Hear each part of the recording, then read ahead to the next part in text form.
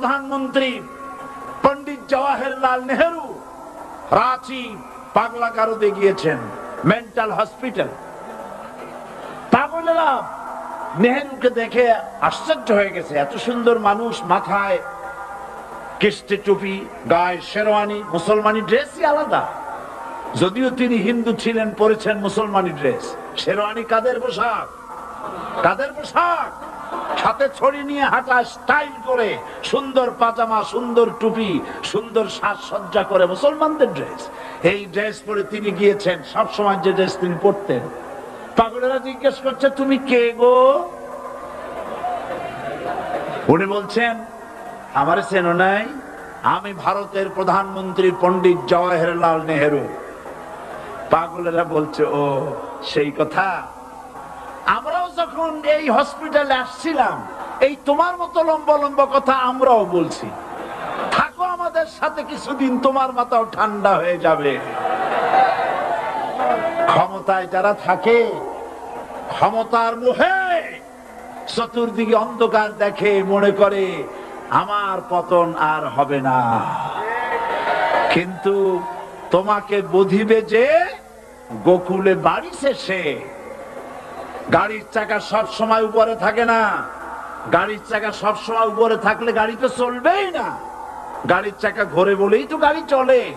সুতরাং এই উপরে তোমার চাকা উপরে এখন আছে বলে, তোমার দলের চাকা উপরে আছে বলে যারা মানুষের উপরে জুলুম করছো, আলেমদেরকে ধরতেছো, মুসল্লিদেরকে ধরে ধরে জেলে ঢুকাচ্ছ, সময় আসবে এমন ইন্দুরের গর্ত অপমাননা করার জন্য।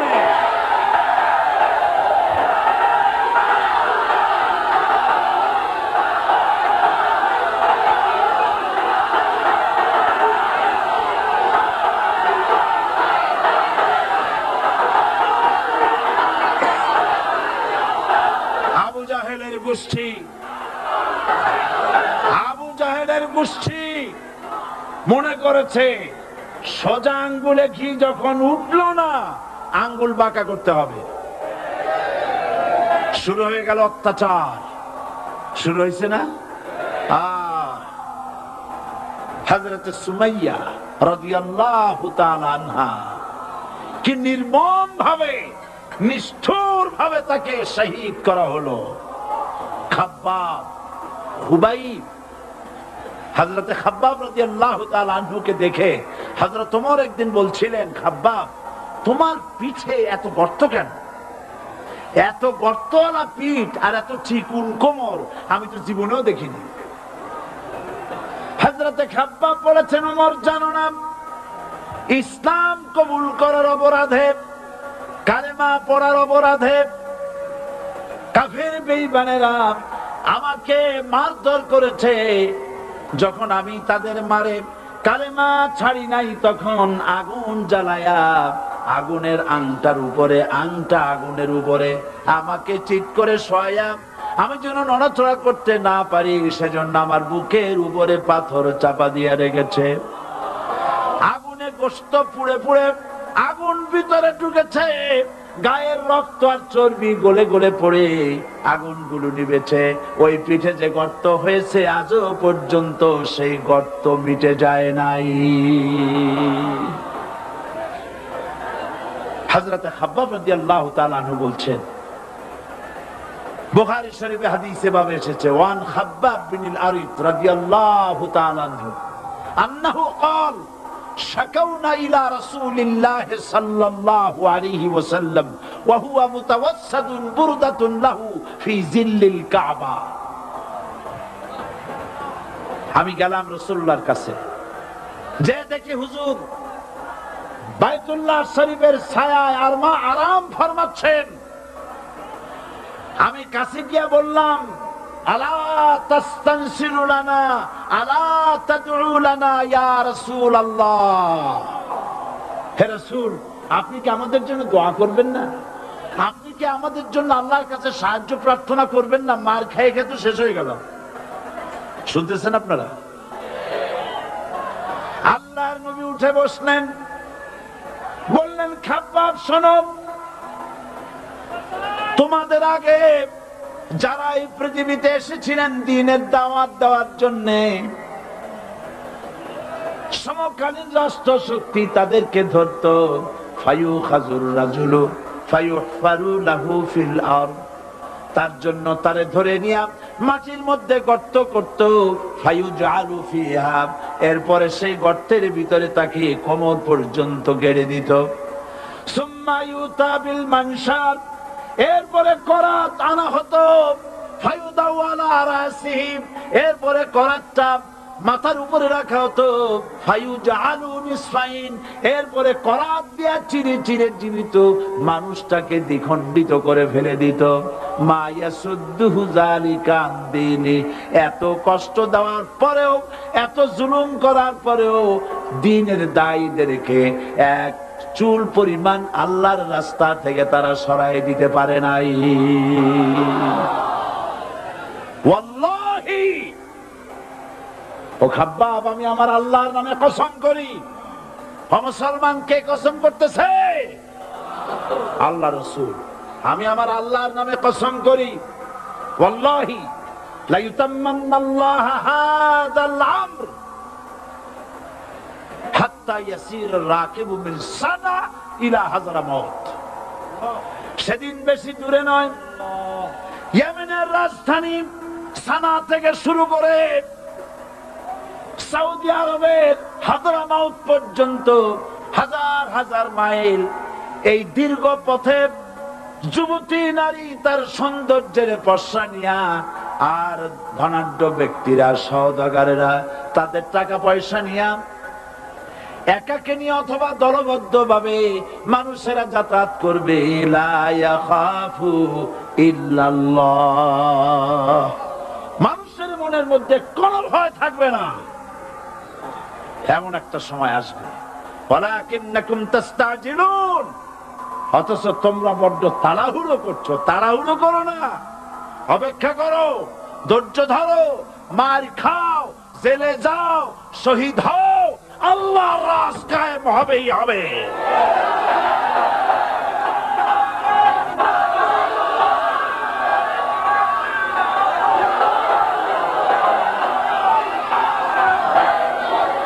বিল্ডিং থেকে শিক্ষা গ্রহণ করুন। বিল্ডিং, ইমারত, দালান থেকে শিক্ষা গ্রহণ করুন। এই যেটা দালান আছে না পাশে, দেখতে পাচ্ছেন? এই দালান কি দিয়ে তৈরি করা হয়েছে বলেন? ইট। সমস্ত ইটেরা যদি ধর্মঘট করত, আমরা কেউ মাটির তলায় যাব না, কেউ আমরা আগুনে পুড়ে ঝামা হব না, পিক হব না, কেউ আমরা টুকরা টুকরা হব না, সবাই থাকবো উপরে উপরে, তাহলে কি দালান হইতো নাকি? এই বিল্ডিং নির্মাণ করতে গিয়া ইটের যে স্যাক্রিফাইস, হাজার হাজার ইটকে পিক হতে হয়েছে, পুড়ে যেতে হয়েছে, খোয়া হতে হয়েছে, ভেঙে টুকরা টুকরা হয়ে 50 ফিট মাটির নিচে যেতে হয়েছে। তারপরে ইমারত গঠন হয়েছে, সুন্দর দালান তৈরি হয়েছে। যারা ইসলামী শাসন চান, আল্লাহর দ্বীনকে বিজয়ী দেখতে চান, তাদেরকে অসংখ্য মানুষকে পোড়াইটের মতো জেলখানায় পুড়ে পুড়ে মরতে হবে। অসংখ্য মানুষকে ফাঁসির কাস্টে ঝুলতে হবে, গায়ের রক্ত দিতে হবে, শহীদ হতে হবে, তারপরে ইসলামের ইমারতটা কায়েম হয়ে যাবে। শায়ের, কবি কি সুন্দর করে বলছেন, কবি সুন্দর করে বলছেন, ये शहादत गहे उल्फत में कदम रखना, ये शहादत गहे उल्फत में कदम रखना, लोग समझते हैं आसा है मुसलमान होना। মানুষেরা মনে করে মুসলমান হওয়া খুব সহজ জিনিস। না, মুসলমান হওয়ার অর্থ হলো শাহাদাতের ঈদগাহে শামিল হয়ে যাওয়া।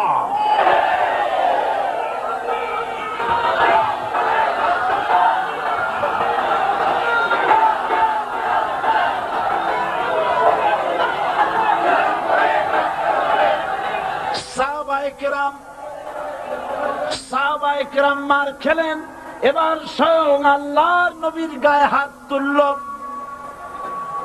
আবু জাহেল এসে হুজুরকে মারলেন, গলায় চাদর দিয়া এমন জোরে টান মেরেছে রাসূলুল্লাহ পড়ে গিয়েছেন। হাদিসে এসেছে হুজুরের চোখ মোবারক ঠিকরে পড়ে যেতেছে, চেহারা মোবারক লাল হয়ে গিয়েছে, জমিনের উপরে আছাড় মেরে ফেলেছে। রাসূলের এই অবস্থা দেখে হযরত হামজা তখনও কাফের ছিলেন, শিকার থেকে এসে তিনি এই দৃশ্য দেখলেন, দাসীর মুখে শুনলেন, ছুটে চলে গেলেন আবু জাহেলের বাড়িতে। যায় বলে, আবু জাহেল রে, তুই মুহাম্মদ সাল্লাল্লাহু আলাইহি ওয়াসাল্লাম মেরেছিস, বল কেন মারলি? এমন ভালো মানুষ তো জীবনেও চোখে দেখি নাই, যিনি কোনো মিথ্যা কথা বলেন না, ভালো ভালো কথা বলেন, এক আল্লাহর গোলামি করার জন্য বলেন। এই সব ভালো কথা বলার জন্যই তুই তারে মারলি নাকি? আরে আবু জাহেল, তুই কি মনে করছিস মুহাম্মদ সাল্লাল্লাহু আলাইহি ওয়াসাল্লাম তার পিতা আব্দুল্লাহ মারা গেছে বলে মুহাম্মদ সাল্লাল্লাহু আলাইহি ওয়াসাল্লাম এতিম হয়ে গেছে মনে করেছিস নাকি? জেনে রাখ, মুহাম্মদ সাল্লাল্লাহু আলাইহি ওয়াসাল্লামের পিতা আব্দুল্লাহ মারা গেছে, কিন্তু চাচা হামজা তো মরে যায় নাই। হাতের ধনুক দিয়া এমন জোরে আঘাত মারলেন, আবু জাহেলের মাথা ফেটে রক্ত ফিনকি দিয়ে বেরিয়ে এলো। হযরতে হামজা ঘরে ফিরে এসে রাসূল কারীম সাল্লাল্লাহু আলাইহি ওয়াসাল্লামের মস্তক মোবারক কোলে উঠায় নিলেন আর বললেন, বাবা, তোমাকে মেরেছে বলে আমি আবু জাহেলের মাথাটা ফাটাই দিয়ে আসছি, তুমি খুশি হও। হুজুর বলছেন, চাচা, কার মাথা ফাটাইছো এইটা বলে আমারে খুশি করতে পারবা না। হযরতে হামজা বলেন, তুমি কি হলে খুশি হবে? হুজুর বলেন, হামজা চাচা গো, আমি খুশি হব যদি একটিবার চাচা তোমার মুখে শুনতে পাই ঈমানের কালেমা। হযরতে হামজা বলেন, মুহাম্মদ সাল্লাল্লাহু আলাইহি ওয়াসাল্লাম, আমি বুঝতে পেরেছি তুমি কোন সাধারণ মানুষ নয়। সাধারণ মানুষ হলে পরে তুমি প্রতিশোধে বিশ্বাসী হতে, খুশি হতে, প্রতিশোধে বিশ্বাসী হও নাই। তুমি অবশ্যই আল্লাহর নবী, কোন সন্দেহ আমার নাই।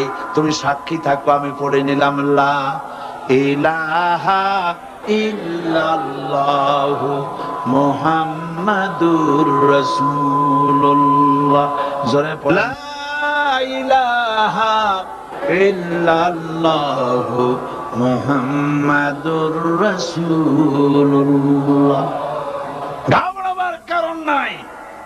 এর অর্থ এই নাই যে আপনারা কালেমার দাওয়াত দিবেন আর রাষ্ট্র শক্তি আপনারে পিটাইতেই থাকবে, আপনার কোনদিন আপনার সুদিন ফিরে আসবে না। বিষয়টা কি এমন না।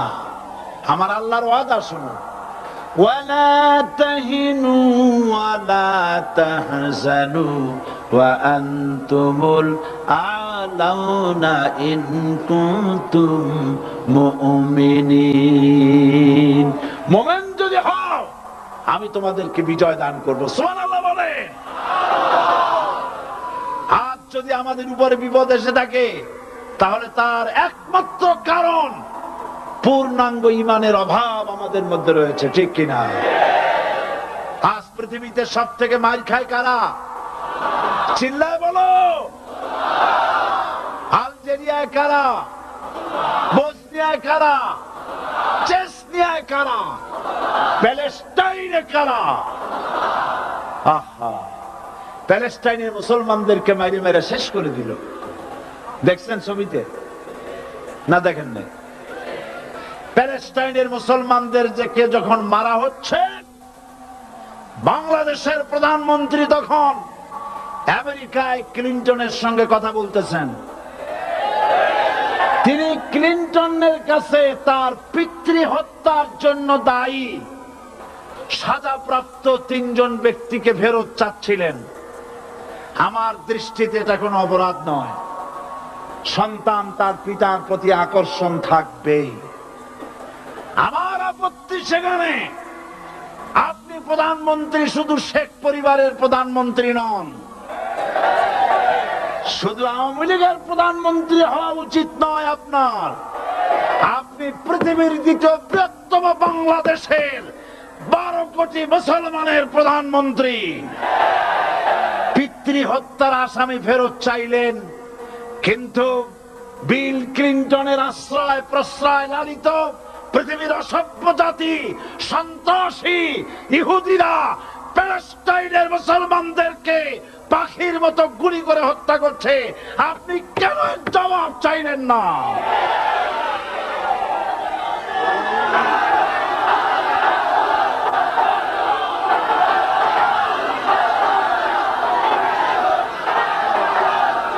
জবাব জবাব আপনি চাইতে পারবেন না, কারণ মুনাফিকদের সাহস হয় না, সাহস হয় মুমিন ব্যক্তি। বিল ক্লিনটনকে বলা দরকার ছিল, এই ইসরায়েলকে তোমরাই বসিয়েছো, মধ্যপ্রাচ্যের বিষ ফোড়ায় পরিণত করেছো তোমরা। তবে হ্যাঁ, যুরিবাত আলাইহিমুয যিল্লাতু ওয়াল মাসকানা ওয়া বাউ বিগাদাবিন মিনাল্লাহ, আল্লাহর গজব আসবে, ইহুদিরা পৃথিবী থেকে নিশ্চিহ্ন হবেই হবে ইনশাআল্লাহ। দেখেছেন তাকায়া প্যালেস্টাইনে ইসরায়েলিরা হেলিকপ্টার গানশিপ কামান বোমা নিক্ষেপ করছে, আর প্যালেস্টাইনের শিশু কিশোর যুবকেরা ইহুদিদের নিক্ষিপ্ত বোমা আর কামানের মোকাবেলা করতেছে পাথর দিয়ে। আমি আমার অন্তরের অন্তঃস্থল থেকে ধন্যবাদ জানাই, মোবারকবাদ জানাই খালিদ বিন ওলীদের উত্তরসূরি, খাব্বাব খোবাইবের উত্তরসূরি প্যালেস্টাইনের ওই সব যুবকদেরকে যারা কাফের বেঈমান ইহুদিদের মোকাবেলা করতেছে ইট আর পাথর দিয়ে। আর আমি আমার অন্তরের অন্তঃস্থলের সমস্ত ঘৃণা দিয়ে আমি ধিক্কার জানাই পৃথিবীর মুসলিম শাসকদেরকে, যারা মুসলমানদের মার দেখে চুপ করে যারা বসে আছে।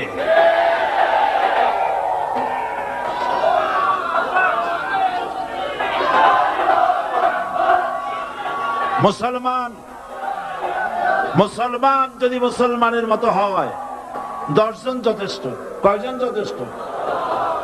কোথায় আছে কথা? আল্লাহ পাক কোরআন শরীফের মধ্যে বলেছেন, একজন যদি হও ইমানদার মুত্তাকি 10 জনের উপরে বিজয়ী হবে, 10 জন যদি হও 100-এর উপরে বিজয়ী হবে, 100 যদি হও 1000-এর উপরে বিজয়ী করব। জোরে বলেন সুবহানাল্লাহ। কবি বলতেছেন, ফিজায়ে বদরে পয়দা কুন ফেরেশতে তেরি নুসরত কো উতর সকতে গর্দোं से কতর অন্দর কতর আবি। বদরের মুসলমানদের মতো ঈমান আনো, তাহলে আকাশ থেকে কাতারে কাতারে ফেরেশতা নাজিল করে দিয়ে আল্লাহ পাক তোমাদেরকে সাহায্য করবেন। সুবহানাল্লাহ। সে আল্লাহ আছে না নাই? জোরে বলেন, আছে না নাই?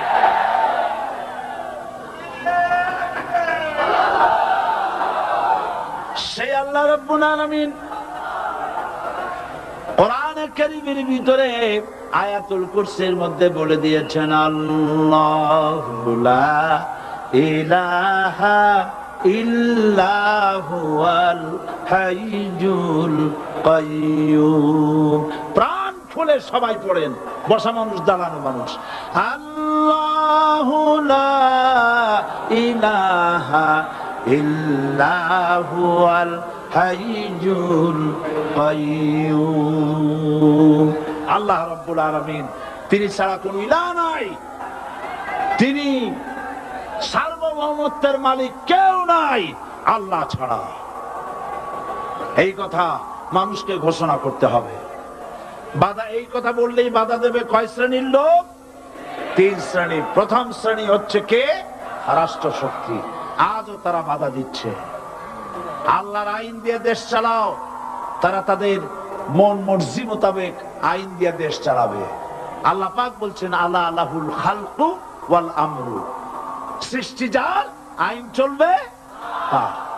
কারো বাবার আইন চলতে পারে না, নিজেদের তৈরি করা আইন চলবে না। ইনিল হুকমু ইল্লা লিল্লাহ, একমাত্র আইন চলবে কার?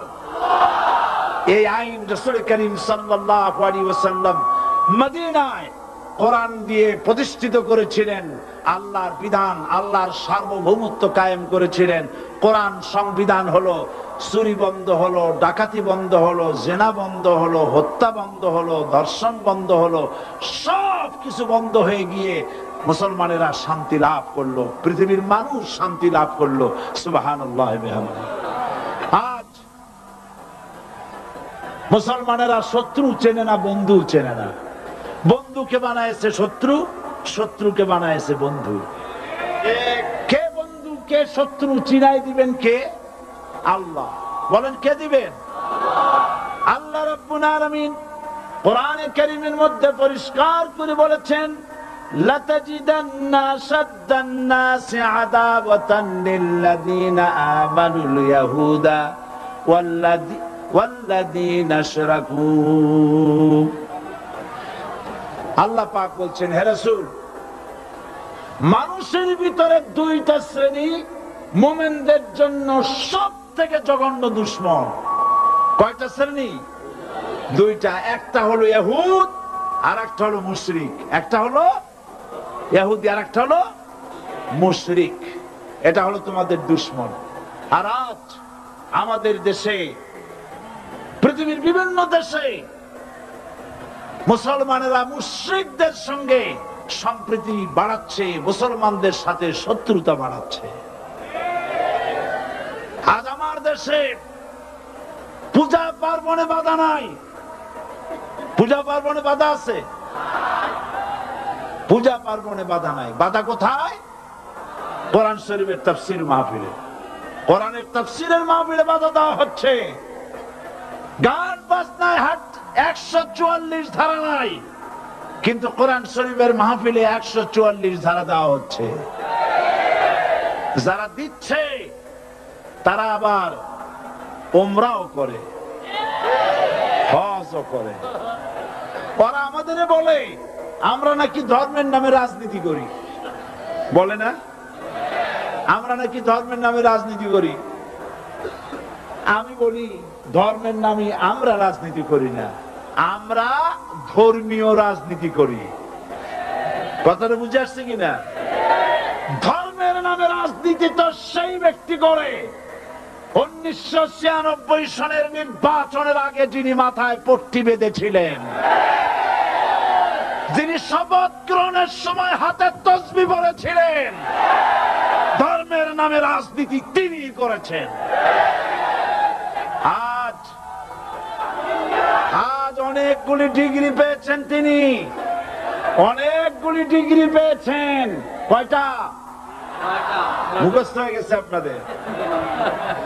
শকুনেরা, শকুন যদি গরুর গোশত কিনা খাওয়া লাগতো, 80 টাকা কেজি দরে শকুনে এত গোশত কিনা খাইতে পারতো না। লেখাপড়া করে যদি ডিগ্রি নেওয়া লাগতো, এত ডিগ্রি কপালে জুটতো না। পয়সা দিয়া ম্যানেজ করা ডিগ্রি, কিন্তু 9টা নিলে কি হবে? আসল ডিগ্রিটা এখনো বাকি আছে। আসল ডিগ্রি কোনটা? নির্বাচনের আগে পট্টি বেঁধে তসবিহ নিয়ে গোটা জাতিকে যে সফলভাবে প্রতারণা করতে আপনি পেরেছিলেন, মহাপ্রতারক হিসেবে সেই ডিগ্রি আগামী নির্বাচনের মোক্ষম সময় জনগণ আপনার গলায় পরায় দেবে।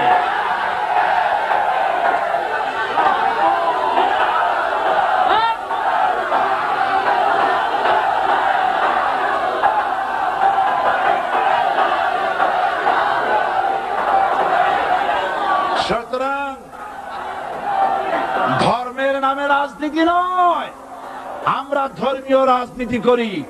আমরা এই কোরআনের রাজনীতি করি। এই কোরআন নিয়ে বাঁচতে চাই, এই কোরআন নিয়ে মরতে চাই। এই কোরআন থেকে আমাদেরকে বিচ্ছিন্ন করতে চায় কাফের, বেঈমান, মুশরিকেরা। ও আমার জাতি, কোরআন থেকে যারা বিচ্ছিন্ন করতে চায়, তোমরা কি তাদের বিরুদ্ধে জিহাদের জন্য প্রস্তুত থাকবে?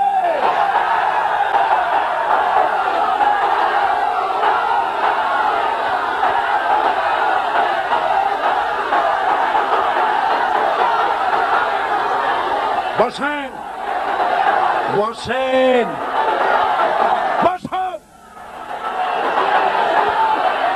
বসেন, বসেন।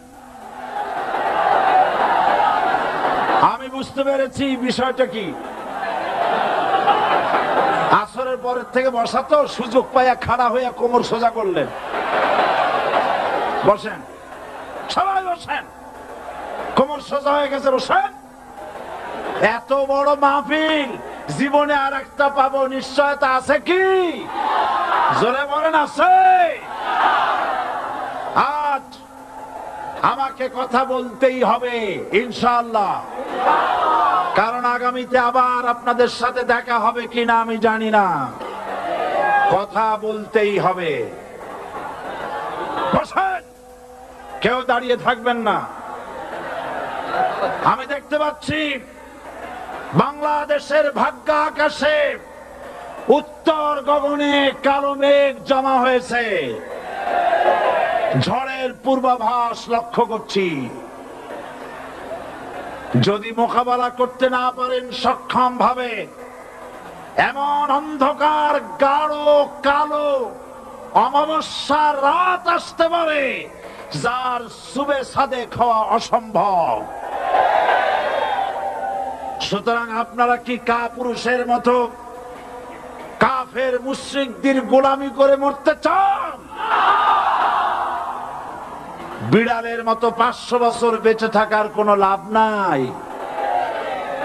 সিংহের মতো 1 ঘন্টা বাঁচতে চাই। আমাদেরকে বলা হয় সাম্প্রদায়িক উস্কানিমূলক কথা নাকি আমি বলি। পত্রপত্রিকা দিছে না তারা, সাম্প্রদায়িক উস্কানি কথা। সাম্প্রদায়িক উস্কানিমূলক কথা বলি, সেই জন্যই বোধহয় শত শত মুসলিম আমাদের কাছে এসে মুসলমান হয়। মানুষে আর বোকা বানানো যাবে না। যাবে কি? আর বোকা বানানো যাবে? তারপর বলছে কি, এরপরে বলছে আমাকে বলছে রাজাকার। শুনে রাখো চট্টগ্রামের লক্ষ লক্ষ জনতা, পার্লামেন্টে যখন আমাকে এই কথা বলা হয়েছিল, আমার পার্লামেন্টের কলিগ জাফরুল্লাহ চৌধুরী সাহেব বসে আছেন এখানে। হ্যাঁ, জাফরুল ইসলাম চৌধুরী বসে আছেন পাশে।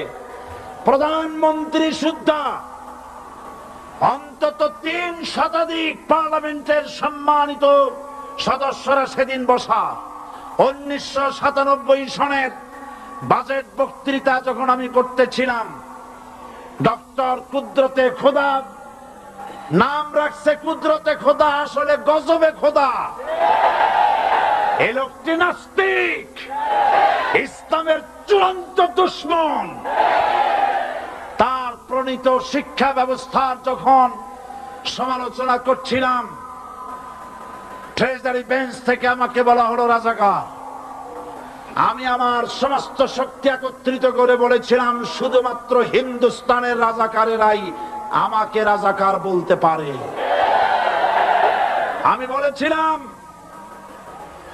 1973 সন পর্যন্ত আমি বাংলাদেশের কোন রাজনৈতিক দলের নেতা এবং কর্মী ছিলাম না।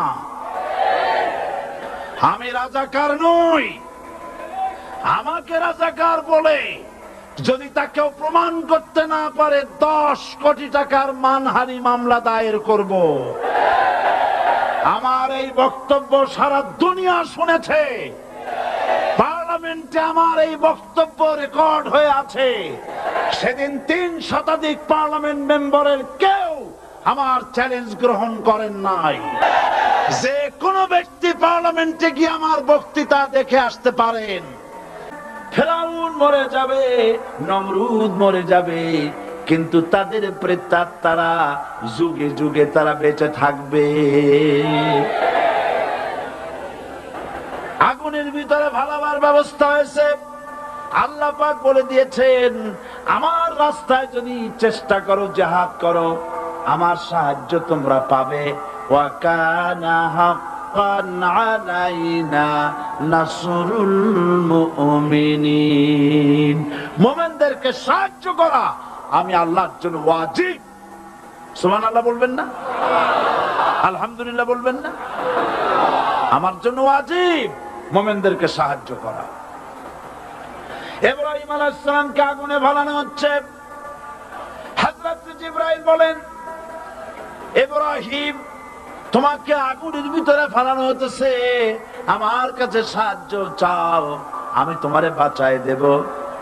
হযরত ইব্রাহিম আলাইহিস সালাম তিনি বললেন, জিবরাইল আমার পরীক্ষা চলতেছে, আমাকে ডিস্টার্ব করো না, আমি তোমার কাছে সাহায্য কেন চাইব? আমি তো এমন কোন অন্ধ আল্লাহর ইবাদত করি না যিনি তার বান্দার দুঃখ দুর্দশা নিজের চোখে না দেখেন। পরীক্ষা পাস করছে না? পাস করছেন কিনা? হযরত ইব্রাহিম বলেন, শোনো জিবরাইল, আমি যদি আগুনের ভিতরে পড়ে যাই আর আগুনে পুড়ে যদি ভস্ম হয়ে যায়, আমার আল্লাহ যদি এতে খুশি হন, তাহলে আমি আমার রব্বুল আলামিনকে খুশি করার জন্য এভাবে 1000 বার পড়তে আমি রাজি আছি। ইব্রাহিম আলাইহিস সালাম আগুনের ভিতরে পড়ে গেলেন। আল্লাহ রব্বুল আলামিন আগুনের প্রতি নোটিশ করে দিলেন, ইয়া নারু কুনি বারদাও ওয়া সালামান আলা ইব্রাহিম। আগুন আমার ইব্রাহিমের জন্য শান্তিদায়ক, ঠান্ডা হয়ে যা। ইব্রাহিম আলাইহিস সালাম চলছেন, পুড়ে গেছেন। নমরুদ তার প্রাসাদের ছাদে বসে ইব্রাহিম আলাইহিস সালামের পোড়া দৃশ্য দেখে আনন্দ করবে, আগুনের দিকে তাকায় দেখে ইব্রাহিম আরামে বসে আছেন। পোড়া তো দূরের কথা, জামাও পরে নাই। ও ডাক দিয়া বলে, রে আগুন, গোটা জাতি নিয়ে তোর পূজা করলাম, আমার দুশমন কেন জ্বালাইতে পারিস না? তোর জ্বালানো শক্তি কি নষ্ট হয়ে গেছে নাকি? আগুনের ভিতর থেকে আওয়াজ বেরিয়ে এলো, নমরুদ, আমার ভিতরে দাহ্য শক্তি, জ্বালানো শক্তি আছে কি নাই যদি প্রমাণ করতে চাও, টেস্ট করতে চাও, তুই নিজে আয়, তোরে সুদ্ধা তাম দুনিয়া জ্বালাই দিতে পারি, ইব্রাহিমের এক গাছা পশম জ্বালাইতে পারি না।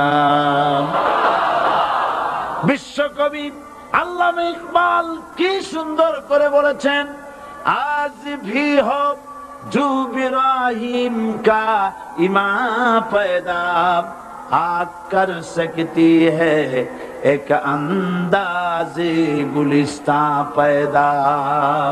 ইব্রাহিমের ঈমান যদি আজও কোথাও হয় বিদ্যমান, করতে পারেন অগ্নিকুণ্ডে খুবসুরত এক গুলিস্তান। এখনো যদি ইব্রাহিমের সন্তানদেরকে আগুনের মধ্যে ফেলে দেওয়া হয়, আর ইব্রাহিম ঈমান যদি থাকে, আগুনকে ফুলের বাগান বানাবার ক্ষমতা আল্লাহর আছে। চিরকাল আল্লাহ পাক এই কালেমাকে দিয়েছেন আল্লাহর সার্বভৌমত্বকে প্রতিষ্ঠা করার জন্য। আয়াতুল কুরসি শুধু পড়ে বুকে ফু দেওয়ার জন্য নয়। পড়েন আমার সাথে, আল্লাহু লা ইলাহা ইল্লাহু আল হাইয়ুল কাইয়্যুম। দুনিয়ার সমস্ত পয়গম্বর অত্যাচারিত হলেন, শুধু তাই নয়, বিশ্ব নবী আখিরি জামানার পয়গম্বর নবী মুহাম্মদ রাসূলুল্লাহ সাল্লাল্লাহু আলাইহি ওয়াসাল্লাম জাতির কাছে আসলেন।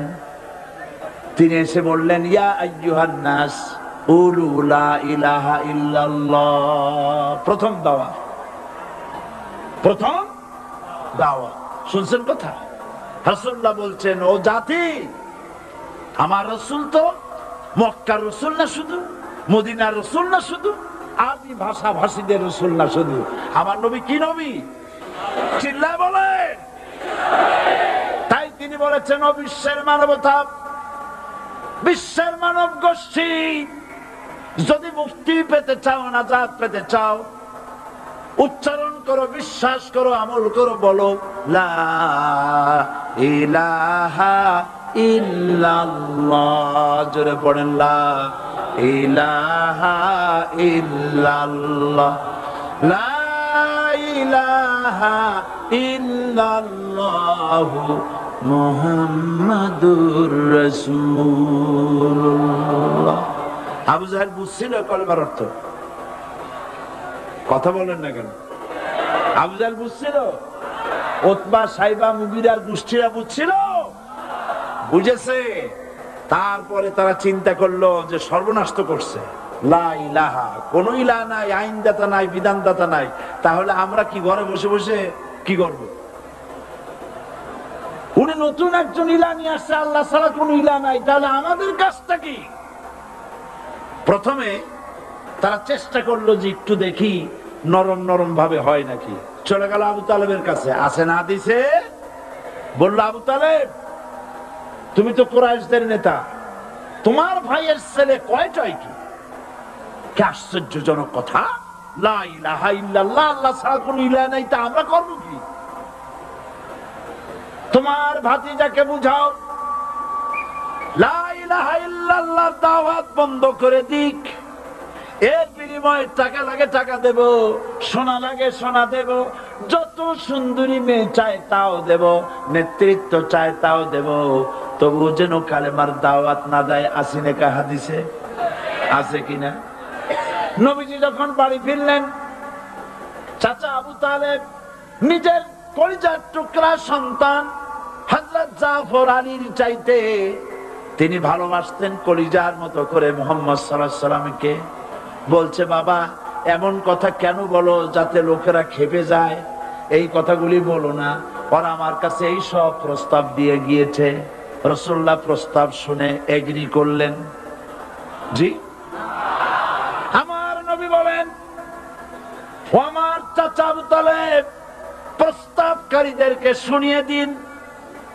হুজুরের সাথে তখন অনেক লোকজন, নাকি অনেক অস্ত্রপাতি, কিচ্ছু নাই, আল্লাহর শক্তি ছাড়া কিছুই নেই।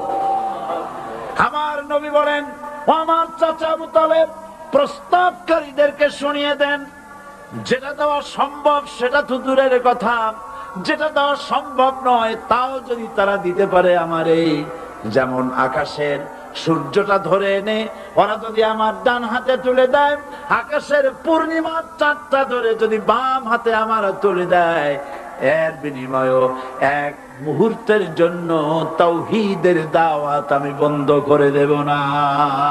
সুবহানাল্লাহ।